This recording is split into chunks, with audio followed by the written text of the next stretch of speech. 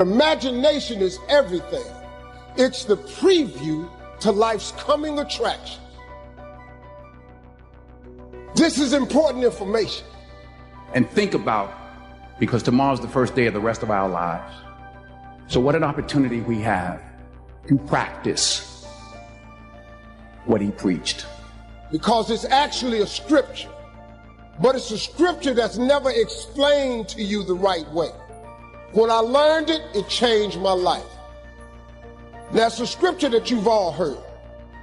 It says faith is the substance of things hoped for and the evidence of things not seen. All faith is, really, the substance of it is just what you hope for. That's all faith is. It's just real hard hoping. You remember when you was little and you said, I hope I get a bike for Christmas? And you went out there one year and the bike was under the tree? You remember when you said you hope you graduate and you mess around and got a diploma? Then you remember when you said you hope you get a job and you mess around and you got a job? At one point in time, the older you get, this got to start clicking in. That faith is really the substance of things hoped for. That if you hope hard enough, one day you ought to get smart and turn all that hoping into belief. And what is belief? Nothing but faith. And what is faith? Faith is belief in things that you cannot see. When you ain't see no way you was gonna get a job, got you one, didn't he? When you ain't see no way you was gonna get that bike, he got you one, didn't he? When you ain't think you was gonna graduate, you graduated, didn't you? That's because God was turning your hopes into faith. Faith is the substance of things hoped for. But, you know, faith without works is nothing. So try to be an agent for good. Hit a kicker. This is the part you got to get. And the evidence of things not seen. Remember I told you that imagination is everything. It's the preview to life's coming attraction. But let me tell you the problem with your imagination. The problem with your imagination is you tell it to the wrong people. You want to kill a big dream, tell it to a small-minded person. Do you know how many times God has showed you something in your imagination that you knew was just for you? You were so excited when he came to you, you went and you shared it with your family and friends. You know what they did? They shot it down. You know why they shot it down? Because they couldn't see it. You know why they couldn't see it? Because God didn't show it to them. He showed it to you.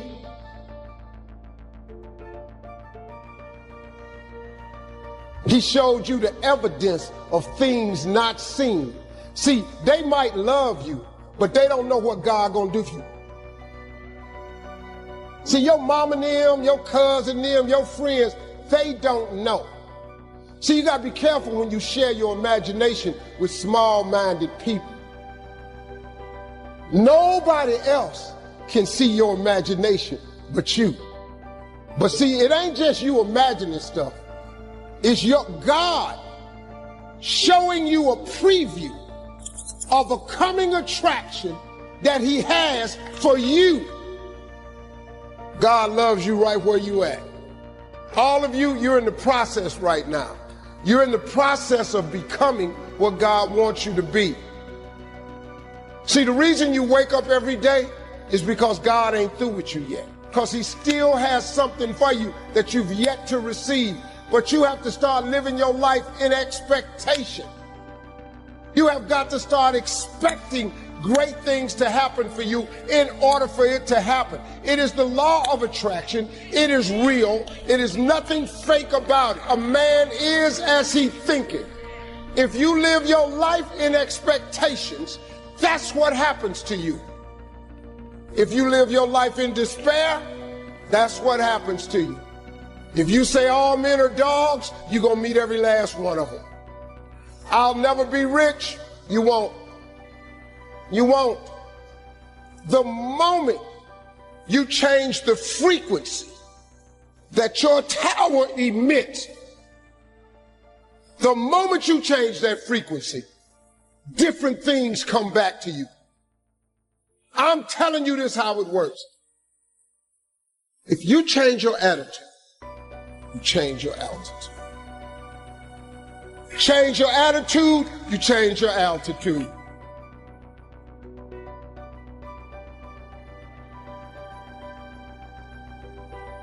I'm going to tell you something that every successful person has to do, including you. Believe it or not, every successful person in this world has jumped. I'm going to tell you what I mean by that. Eventually, you are going to have to jump. You cannot just exist in this life. You have got to try to live. If you're waking up thinking that it's got to be more to your life than it is, man, believe that it is. Believe in your heart of hearts that it is.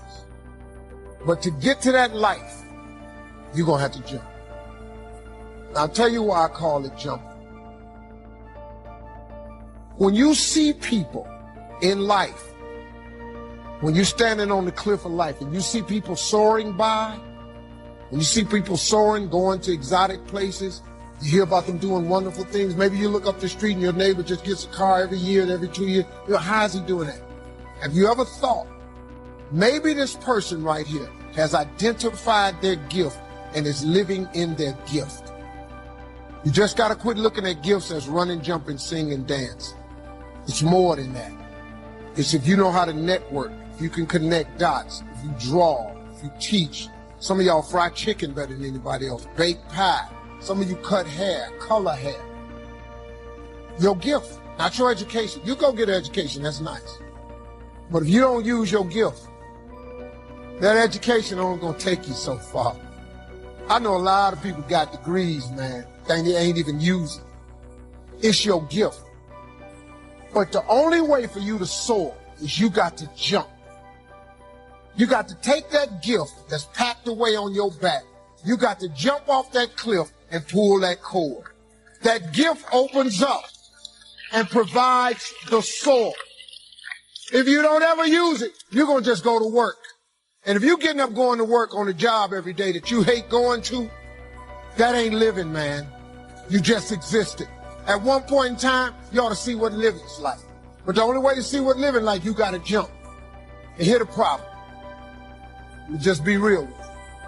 When you first jump, let me tell you something. Your parachute will not open right away. When you jump, it's not going to open right away. You're going to hit them rocks.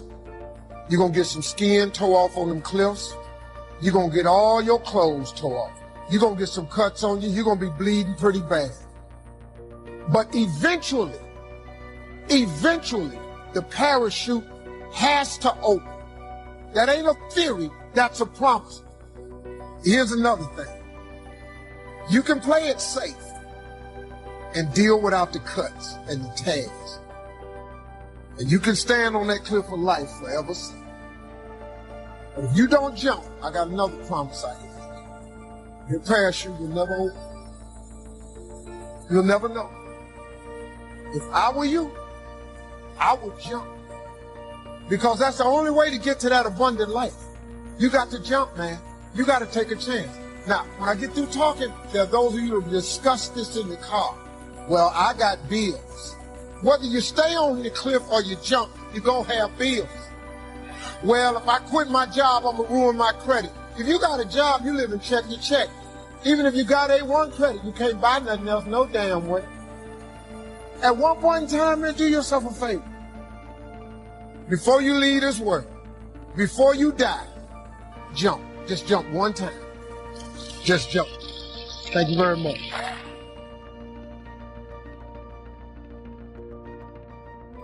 It was in my imagination to take care of them. You just got to believe that. You just got to believe, man. Don't ever give up. Faith is the substance of things hoped for and the evidence of things not seen. All faith is, really, the substance of it is just what you hope for. That's all faith is. It's just real hard hoping. You remember when you was little and you said, I hope I get a bike for Christmas? And you went out there one year and the bike was under the tree? You remember when you said you hope you graduate and you mess around and got a diploma? Didn't you remember when you said you hope you get a job and you mess around and you got a job? Huh? At one point in time, the older you get, this got to start clicking in. That faith is really the substance of things hoped for. That if you hope hard enough, one day you ought to get smart and turn all that hoping into belief. And what is belief? Nothing but faith. And what is faith? Faith is a belief in things that you cannot see. See, this what the part you got to get. The evidence of things not seen. Remember I told you that imagination is everything. It's the preview to life's coming attraction. Man, do you know, now let me tell you the problem with your imagination. Problem with your imagination is you tell it to the wrong people. If you want to kill a big dream, tell it to a small-minded person. You went and you shared it with your family and friends. You know what they did? They shot it down. You know why they shot it down? Because they couldn't see it. See, your mom and them, your cousin them, your friends, they don't know. See, you got to be careful when you share your imagination with small-minded people. Nobody else can see your imagination but you.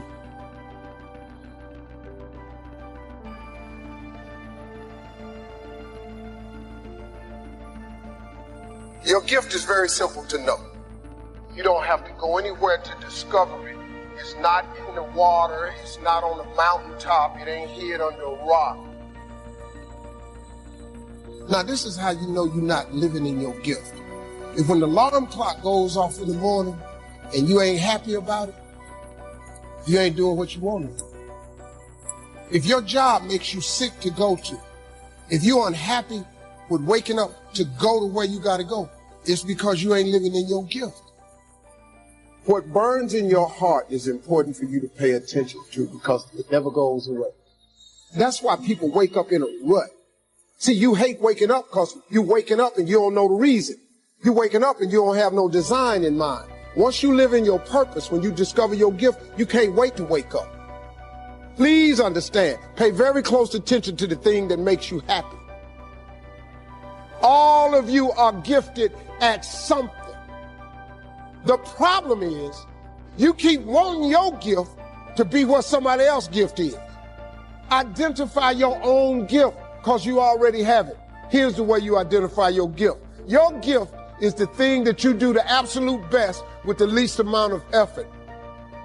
If you fry chicken better than everybody you know, you ought to be somewhere frying chicken. People make millions of dollars frying chicken. Popeyes, Kentucky Fried Chicken, El Pollo Loco. All they doing is making chicken. They just found a way to do it. Somebody just started making chicken.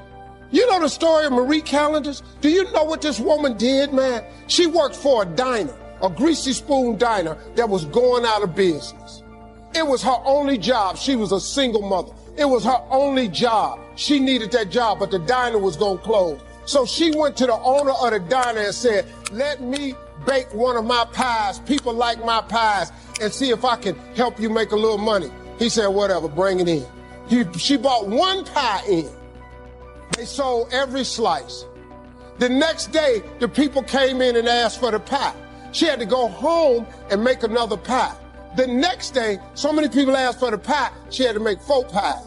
Then people started saying, can I buy my own pie? She made so many pies at this store that she eventually saved her money and put a commercial oven in her house. Now, she done made so many pies, the dude's shop, he ain't selling hamburger no more. All he's selling is them damn pies. That's how Marie Callender got started. Marie Callender now has over 120 restaurants. You can't go to no frozen food section without seeing Marie Callender in there. You know what she started with? A pie. One pie. Your gift will make room for you. Now, what is your gift? It's the thing that you do the absolute best with the least amount of effort. That's your gift. Quit running away from the gift. Your gift will make room for you. Stop trying to be something you ain't gifted at. Maybe you here because you need to hear this here. Maybe you here because you need to dust off your dreams. Maybe you need to explore your imagination. Maybe you just need to identify your gift so you can quit tripping in your own life, trying to figure out what you can do. Some people are born to be teachers, caregivers, nurses, babysitters. Those are gifts, you know what I mean? If you're living in your gift, you cool. It's just if you ain't. You do anything else, when that alarm clock go off in the morning, you ain't gonna like it. And I would hate to die and never do the thing I was born to do. You should look into that before you mess around and check out of here. I was miserable in my life. I didn't like waking up. I ain't have no purpose. I ain't know what I was supposed to be doing. On October 8th, 1985, I walked in a comedy club for the first time. Signed up for the following week. The following week, a girl took me down there. She said, "You got to go to comedy club. You're the funniest person I've ever met." I never even heard of comedy clubs. I'm 27. I walked in the comedy club. I signed up for the following week. I'm going to sit here and learn. I knew I was funny. I just didn't know what to do with it. They had 10 acts go up. 9 of them went up. I didn't laugh at one joke. I was just sitting there just, man, I wish that was me. Man, they should have said this. Every joke they told, I knew the punchline before they said it, and I wrote a better punchline in my mind, what they should have said. It got to guy number 10, they called his name, he wasn't there. They said, "Well, he's not here, we're gonna go to next week's list. Steve Harvey, where are you?" Long story short, I won amateur night that night. I won $50. It was a 45-minute drive to my house with this girl named Gladys. I cried 45 minutes. She said, "What you crying for? It ain't but $50. I said, No, you don't even understand. I was born tonight. I now know what I'm supposed to do." I went to work the next day, October 9th, and quit my job. With $50. I had nothing. I just never gave up. I'm going to tell you something. That decision cost me everything I had. I lost everything. I lost my family. I lost friends. I lost everything. I became homeless. I lived in a car for 3 years. But I just saw this vision. I just pursued it. I said, wow, that's it. You have to take chances in life. Life is about risk. If you play it safe in life, you ain't gonna have much of a life. If you play it safe, you won't have much of a life. Life is risk. It take courage to pursue your dream. Now, it's gonna cost you something. Most people are not willing to pay what it costs to go after your dream, because you're gonna have to hurt a little bit. And most people don't like being uncomfortable. If you don't want to be uncomfortable, please do not pursue success, because success is a very uncomfortable feeling. And I learned to be comfortable being uncomfortable. Life is hard. See, for every time you have a plan, a dream, an aspiration, or a goal, do you know what happens every time you have one of those? This thing comes along called life. It happens to everybody. Life has disappointments. It's got peaks and valleys. You're going to lose somebody you care about one day. That's a valley. Somebody going to close the plant you thought was going to stay open so you can retire. That's a valley. Somebody going to fire you for an unjust cause. That's a valley. The people that got your credit card going to sell their company, going to sell their business to another credit card company. Your 18% go up to 26%. You don't even know why now. Your minimum didn't change because it's life. You can stop thinking that life fitting be easy, because I got news for you, it ain't. That's a false hope to think you're going to have a wonderfully carefree life. That's unthinkable. We all live in this bubble. What you got to do, you got to put more air in your bubble. You got to blow your bubble up. Expand yourself. Take yourself out your comfort zone. Do not live in your bubble. Put some more air in your bubble. If you stay in your comfort zone, that's where you will fail. You will fail in your comfort zone. Success is not a comfortable procedure. It is a very uncomfortable thing to attempt. So you got to get comfortable being uncomfortable if you ever want to be successful. Start putting some pressure on. Put some pressure on yourself. Get out here and get about it. Look, I'd love to sugarcoat this thing for you. I'd love to tell you, look, you can go out here and get rich, do a couple of things. That ain't happening. You got to get real doggish. You got to get downright funky if you want to make it. Now, like I was telling you before, if you want to be ordinary, you ain't even got to listen to me. Just go on about your business. If you think ordinary is cool, ain't no problem. It's some really, really wonderful ordinary people.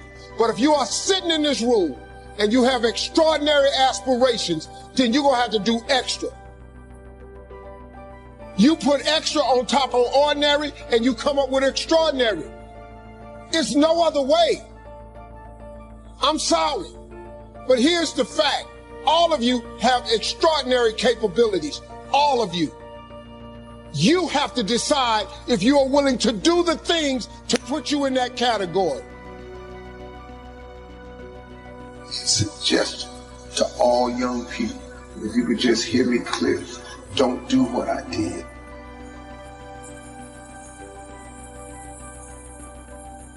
Most people I know mess off all of their 20s. From 20 to 29, they just jack it off. They just jack off their 20s. They mess them up. Because 20 is that age, man, where you just really just trying to have too much fun. You're free, you're out of college, you don't live at your mama's house no more, you're out on your own. So what do? Mostly all of us, 98% of the people I know, we spend our 20s trying to exert ourselves in the fun category. We so big, we gotta get off work so we can go to happy hour. We gotta get off work so we can go get high. We gotta get off work so we can go drink a Coke. We gotta get off work, go smoke one. We gotta go hang out with the fella. We gotta play video games. The average person blows all of their 20s.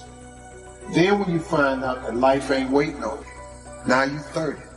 Now guess what happens to mostly all of us, including myself? I spent all of my 30s trying to do the things that I should have been doing in my 20s. So now my life is behind. Now you look up and you're 40s.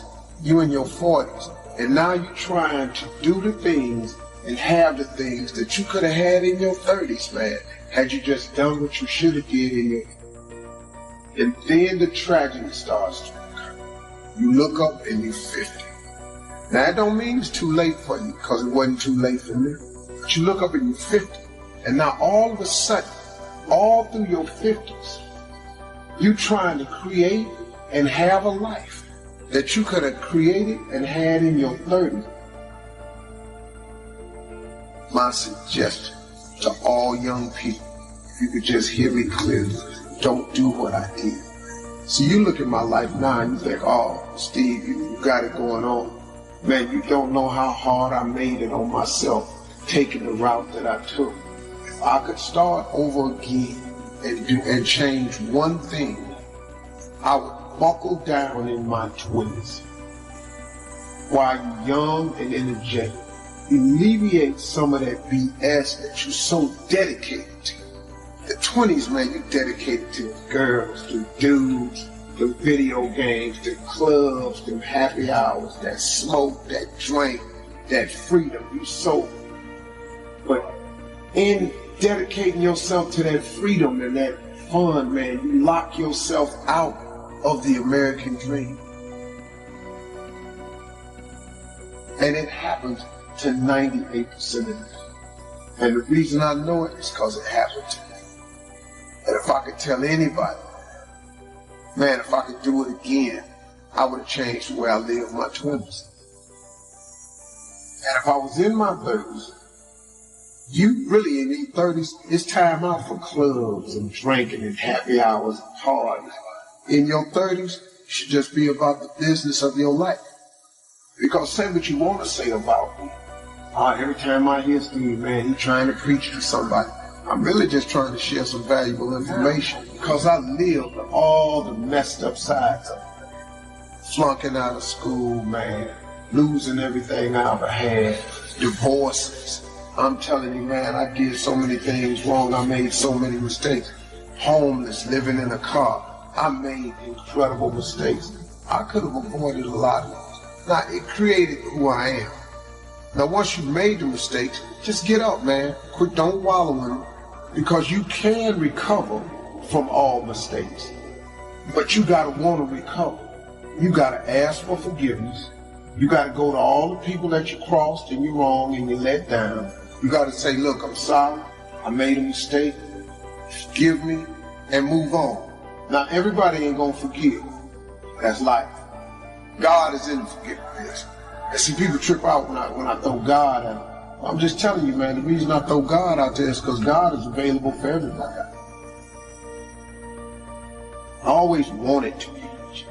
But if you want to be the downright hardcore successful, have a little extra money, you got to get busy. Whatever you're doing right now, as hard as you think you're working, you got to quadruple that. And then when you look up and that ain't working, like here's my father always told me, he said, son, when you think you've done all you can do and you can't do no more, do something.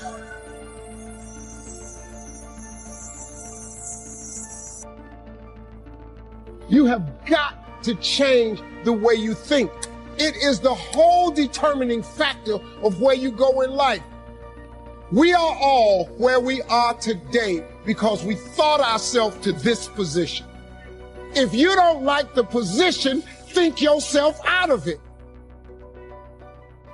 Your brain is divided into two halves, positive and negative, good and evil.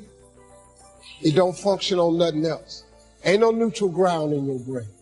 It's either positive and good or negative and evil. Each half of your brain has millions of factory workers on each side. You got 1 million factory workers on the positive side. You got 1 million factory workers on the negative side. At the forefront of each one of those factories in your brain is a foreman. You got foreman positive and you got foreman negative. You are in charge. You're the boss of the factory. Guess what? We are how we think. You can't make a world, but you can make your own world. So now, since your brain is in two halves, let me show you how this works. You wake up in the morning and you say, man, I don't feel myself today. I got up on the wrong side of the bed. I'm not a morning person. Foreman negative hears that. He steps to the front. He said, what did you say? You say, I said I woke up on the wrong side of the bed today. I'm not myself. I'm not a morning person. He says, you got it right away. He said, hey, the boss just woke up and said he's not a morning person. He's having a bad day today, and he ain't feeling himself. Let's get to work. The 1 million factory workers start producing thoughts to justify what you just said. So now guess what? Man, I hate my alarm clock went off this morning. I got to get out here in this traffic. I'm going to drive down here today. I don't even like these people on my job. I can't stand this car I'm finna get in this morning. Sure wish I had a new car, but I'm driving this ragged-ass car. And on and on and on. And your day starts tumbling into what you ordered at the top of the day.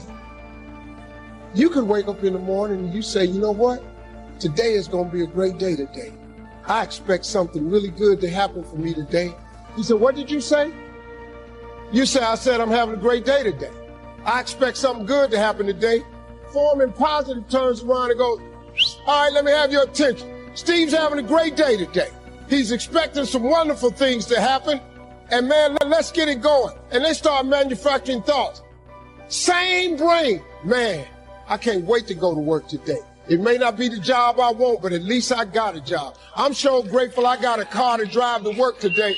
Hey man, at least I got a check coming in. I appreciate the fact that I don't have a car, but at least I can walk to the train. Man, this is going to be great today. That's how your mind works 24/7.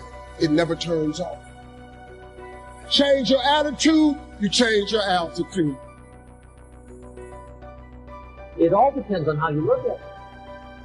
Our lives are mostly affected by the way we think things are, not the way they are.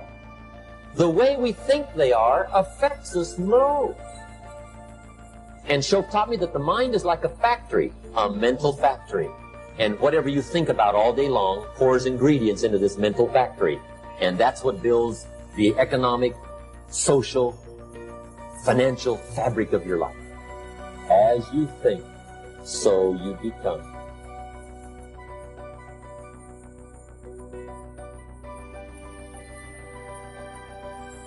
Albert Einstein, Albert Einstein, Albert Einstein, Albert Einstein, Albert Einstein, Albert Einstein, Albert Einstein, Albert Einstein, Albert Einstein said once, he said, imagination is everything. It's the preview to life's coming attractions. I want you to get this now. Imagination is everything. It's the preview to life's coming attractions. Because if you think about it, everything you have, everything we have in this world, somebody imagined it.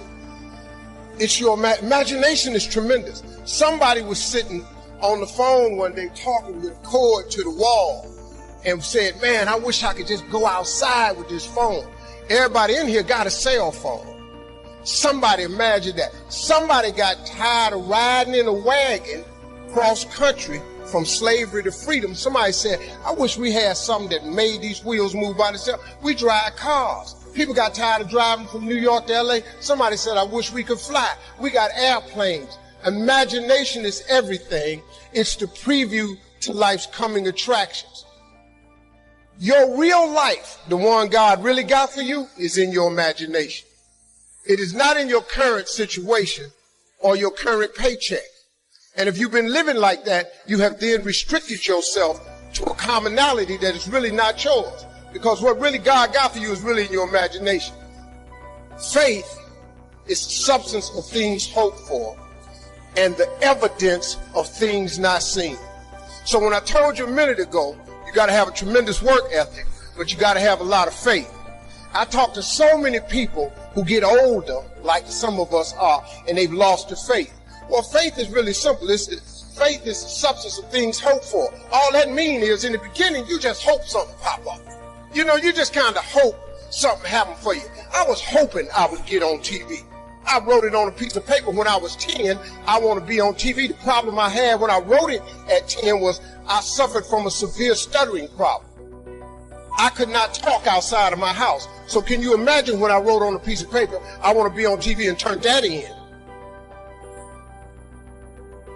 First thing the little boy next to me asked me, he said, well, how long is your TV show going to be? But when I wrote it on the paper, it wasn't factual. It's just hope.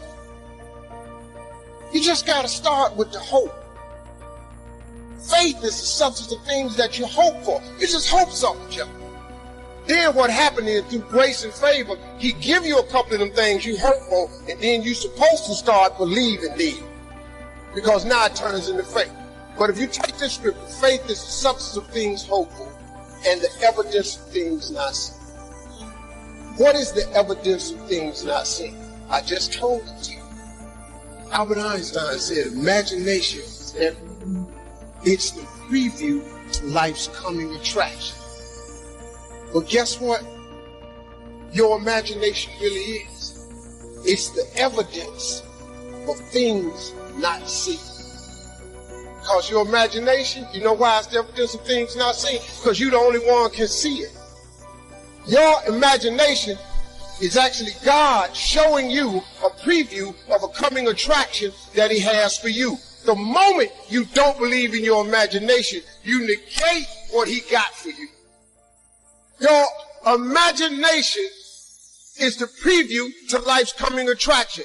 It is the evidence of things not seen. Because can't nobody see it with you. Your problem is you keep telling your imagination to the wrong people. See, if you want to kill a big dream, tell it to a small-minded person.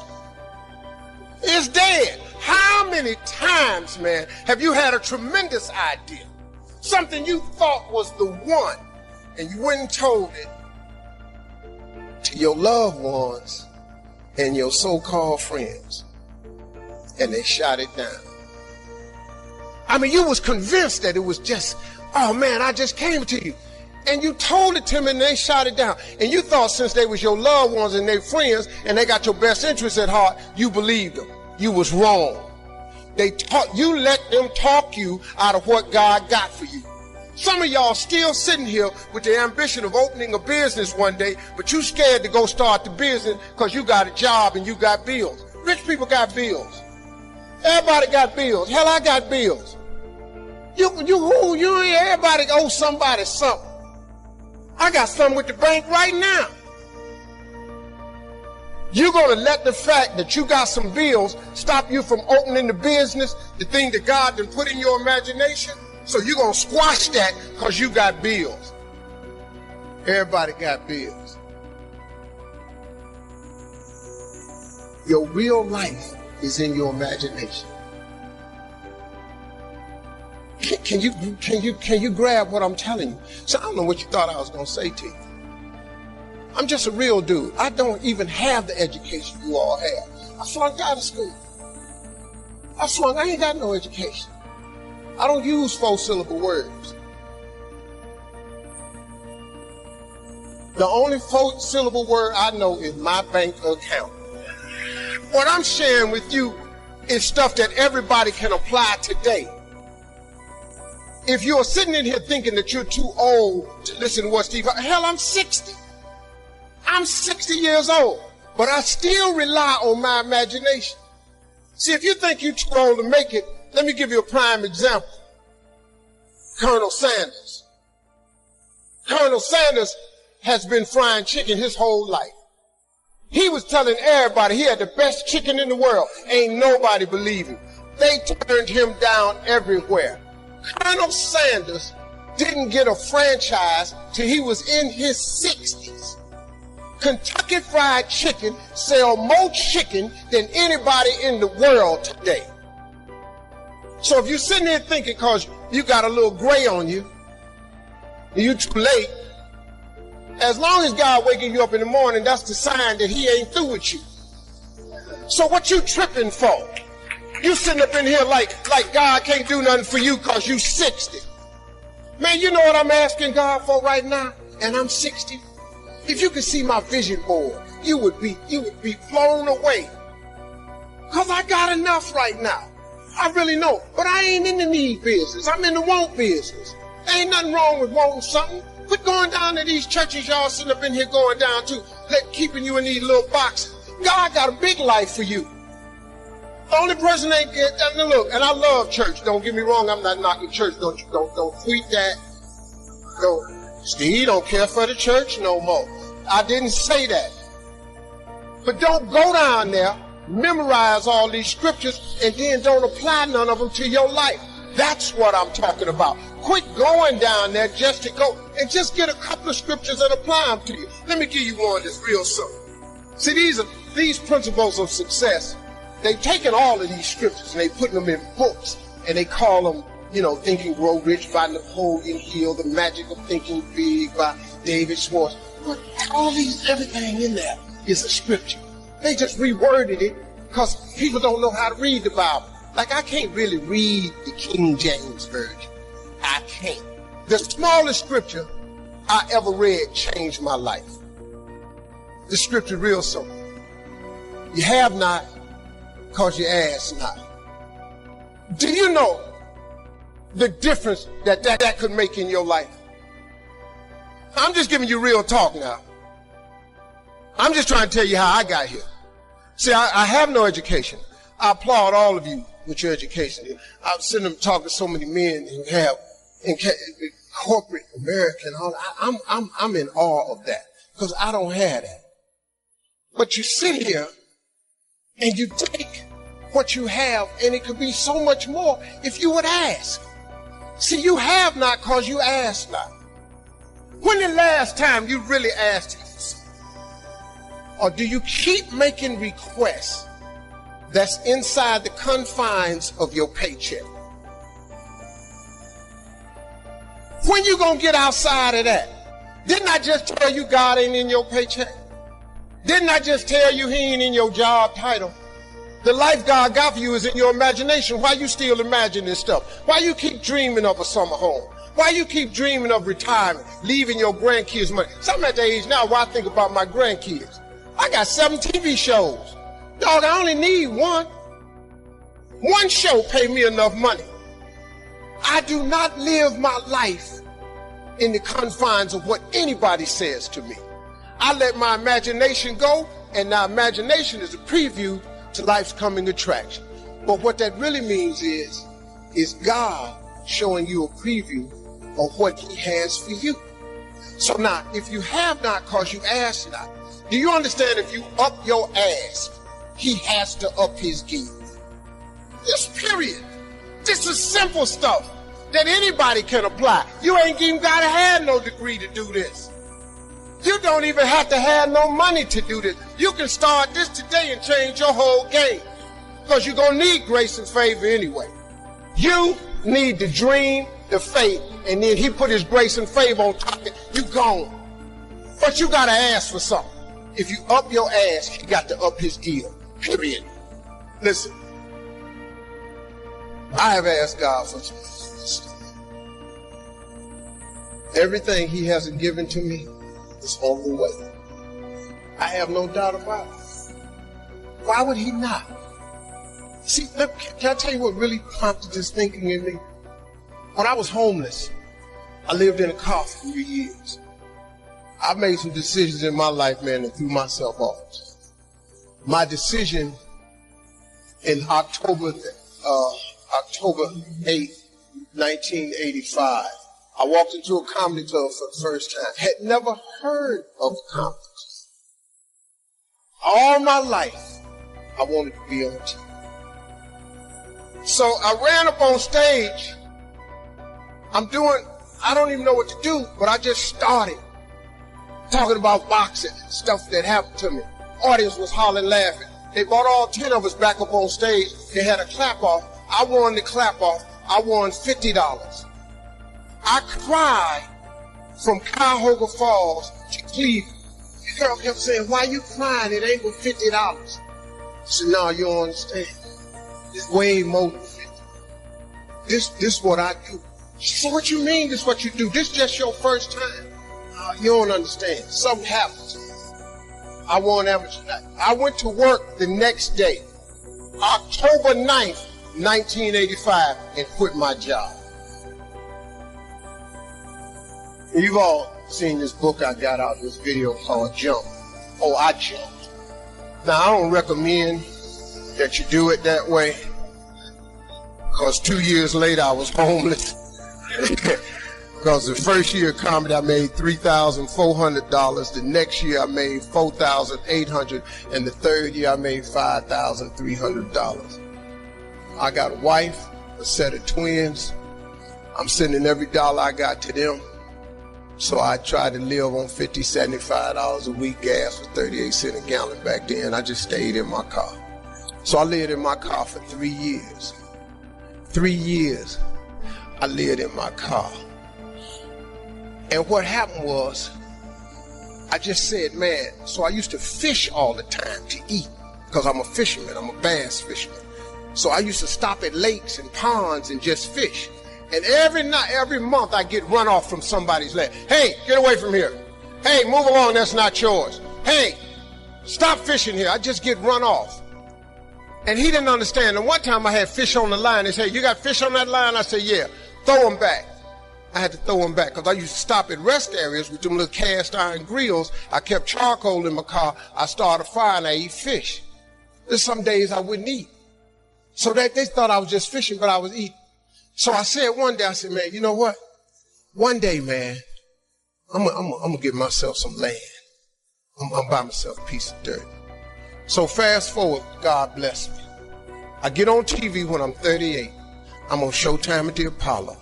Lord have mercy. They gave me my money. I saved my money up. I saved $250,000. I said, I'm going to give me some land. I went to Texas, and I'm about to buy some land. But before I went to buy the land, I was curious. I just had the thought. I said, man, I wonder, how much land is on earth? How many acres is on earth? Because you know it's not going to change. You know, God lets you fly. God lets you dive on the water. God don't let you make dirt. Can't make dirt. So I looked it up. It's roughly over, just a little bit over 36 billion acres of land. 36 billion acres of land. So I just got a little bit more curious, and I said, well, how many people on earth? I looked it up, and there's about 6 billion people on earth. So I did some Steve Harvey thinking. I said, okay, if it's 36 billion acres of land, and it's about 6 billion people on earth, everybody ought to have 6 acres of land. Not just me, you know, just thinking. So I asked God, could I have 6 acres? That's all I wanted. Because you know the one thing I wanted? I didn't care if I put a house on it or nothing. I just wanted to be a stand somewhere and couldn't nobody run me off.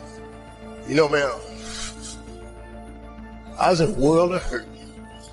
I was so sick of just getting run off, man, every time I stopped.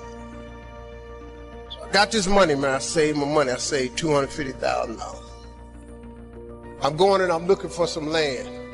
The first day I get there, I see a piece of land in Texas, so beautiful, I couldn't believe it. Had rolling hills, had a pond on it where I could fish.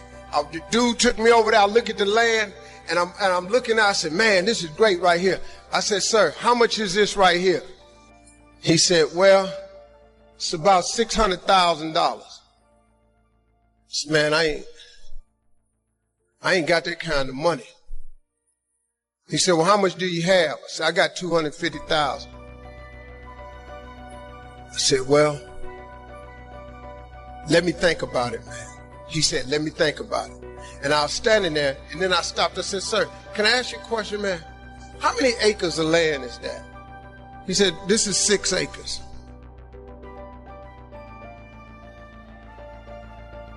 6. 6 years ago, I just asked God, just give me 6. See, I didn't want a whole lot of acres. I just wanted my cut. Just give me my 6. And so I said, ain't this crazy? So I thought about it. I said, man, what can we work out? Right before I got ready to say it, the guy that took me over there said, Steve, let me show you something right quick. He took me over to this hillbilly's house. He took me to his house. He said, let me show you something. He took me over and showed me this land, and it was massive. It had 3 lakes on it. It had rolling hills. It had trees. It was unbelievable, man. I said, man, this is incredible. I said, man, how much is this? He said, this 16 acres. I said, hey, man, I ain't got that kind of money. Let me go on back over here to this dude where Mike can cut a deal. He said, well, let me ask you something. What was you going to give that man over there? I said, well, I hadn't worked it out yet because all I got is $250,000. He said, well, listen, I'm in a little bit of a tight right now. He said, if you can bring me $250,000 cash by tomorrow, I'll give you this 16 acres. I showed up next day, $250,000, 16 acres. See, that's grace and favor right there. That's what that is. So my first piece of land was 250 acres. So I said, man, this is the land that I'm going to save for my family. I'm going to fish on the rest of my life. I'm going to be an old man. So then I got to thinking, I said, hold up, man. You mean you have not because you asked now? I asked for 6 years ago. He showed me 6, but he gave me 16. So I went to God. I said, God, listen to this. I'm from Cleveland. I got a couple partners that's locked up. They probably won't be using they 6. Now, let me tell you something. I'm so busy now, I don't even get to go to that ranch. I never can go. And I thought I was going to be fishing and save it for my kids' rest of life. But God had another plan for me. That's the ranch that I have my mentoring camp on. I bring 1,000 black boys out there with 1,000 single mothers. And that was the purpose of that ranch. I never go there to fish at all. But see, that's what I wanted. I thought that's what it was for. But God got another plan. His way is way bigger than yours. You can't even see his way. But you got to start to hustle. You got to give God something to work with. Look, if you start hustling and grinding, he'll fill it up for you.